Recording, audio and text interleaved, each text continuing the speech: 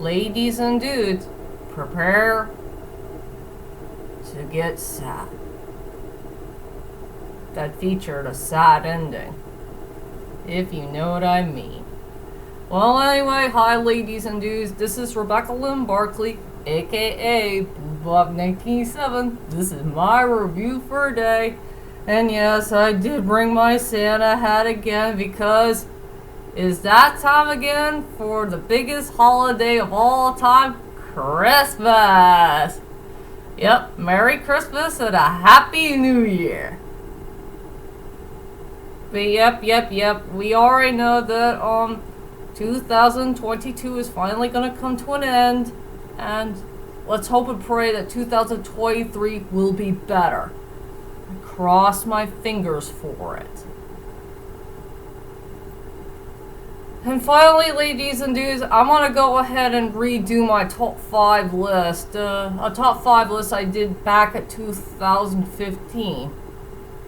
And I remember it was the most shortest list I ever done, but now I gotta make it a little bit longer. So for today's top 5 list is, I gotta redo my top 5 most saddest movie endings of all time. And this list is very hard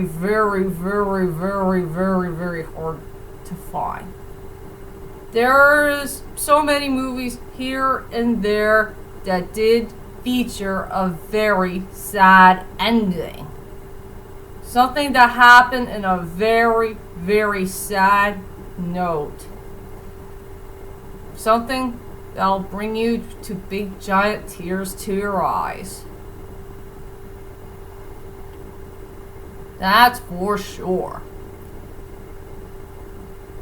Well, since you know about sad movies that feature in a sad note, I'll just go ahead and do my top 5 most saddest movie endings of all time. And yep, I do have a couple of honorable mentions. The ones that did not make it to the list. And they are Batman, The Mask of the Phantasm, Run All Night,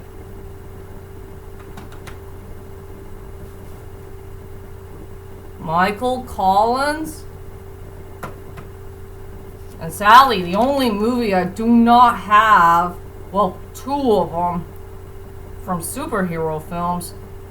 One is Logan, and I know this is my least favorite Spider-Man film of all time, but at least it did have a very sad ending in there, and that is Spider-Man 3. I will accept its ending, that's for sure. And now let's head on to my top 5.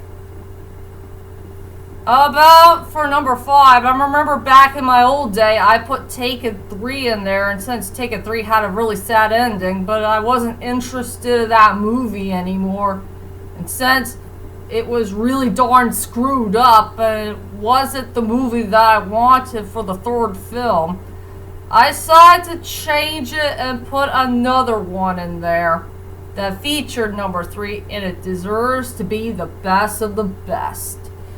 So coming at number 5 goes to Spider-Man No Way Home.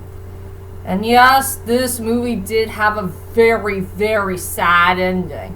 But at least it's a good sad ending. It's the part where Peter Parker had told Dr. Strange to go ahead and do that silly old spell where everybody forget who Peter Parker is as Spider-Man. And he did say goodbye to the other 2 Peter Parkers, and he also said goodbye to MJ and Nez. Once they say their goodbyes, they'll no longer know who Spider-Man is or Peter Parker. And it's really heartbreaking to us. We have to say goodbye to the previous characters that we all know and love, or some of them we do not like, or some of them are okay.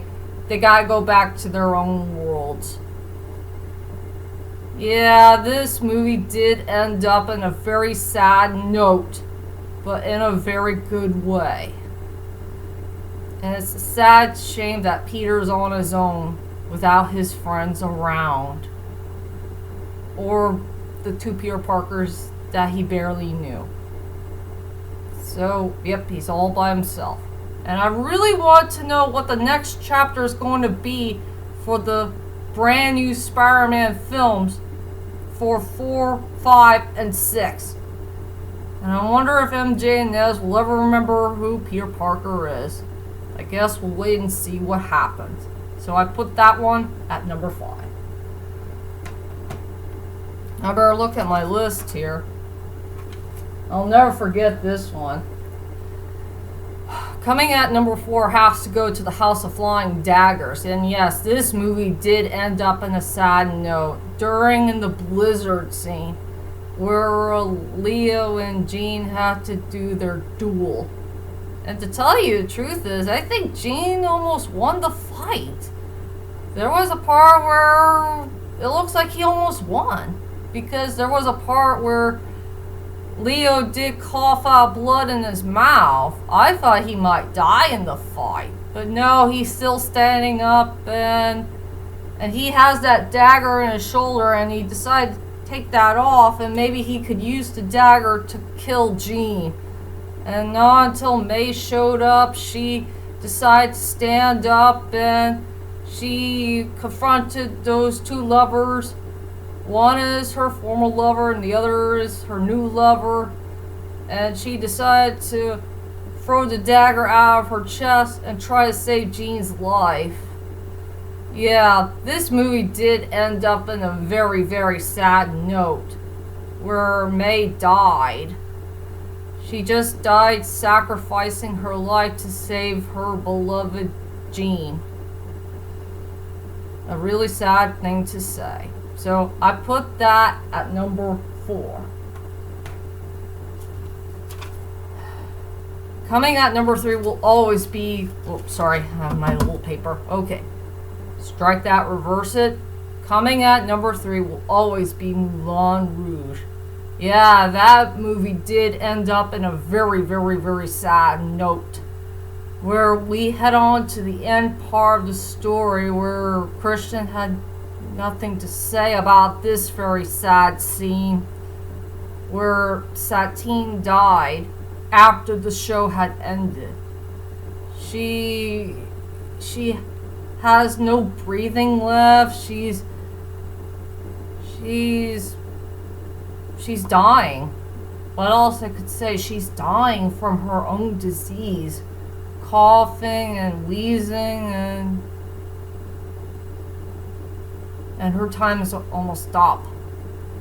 And Christian did the best he could to comfort her as soon as he can before she passed away. What else I could say about this very sad scene that ended up in a very sad note? So, yep, I put that at number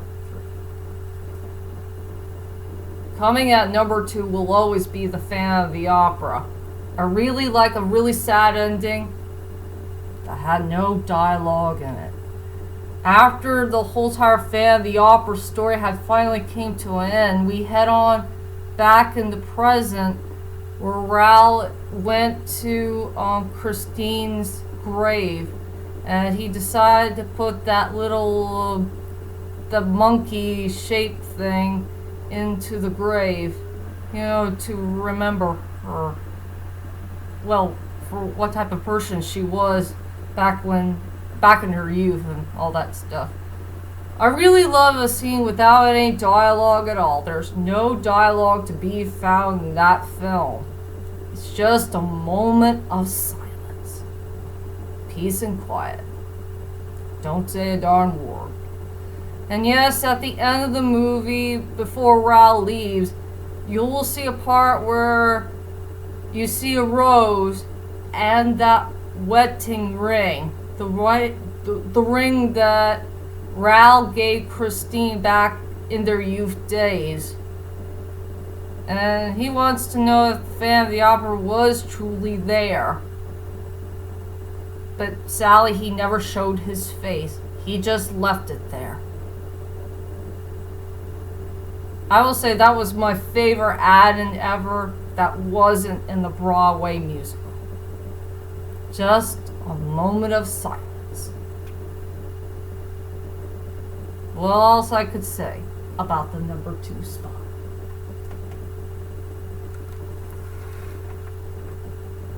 I'm going to keep number 1 the same. So for number 1 goes to Pocahontas. Out of all the Disney films I've seen for many, many years, there's a lot of good Disney films that had a happy ending. But this one right here had a very, very sad ending. Something that did end up in a tragic note. Now, let me take that back. Let's just say it ended up in a very, very sad note. Something about the Pocahontas and John Smith had to say goodbye to each other and go on to their separate paths. And they did say, "Oh nah." Once the ship goes to sea and Pocahontas is on the top of the rock. Oh yeah, and I love Alan Menken's score. That score is the most beautiful epic score that I ever heard in movie history, and it's fit perfectly for the ending part of the film. I have nothing else to say about that. So yeah, Pocahontas' ending deserves to be the number 1 best sad ending I have ever seen in movie history.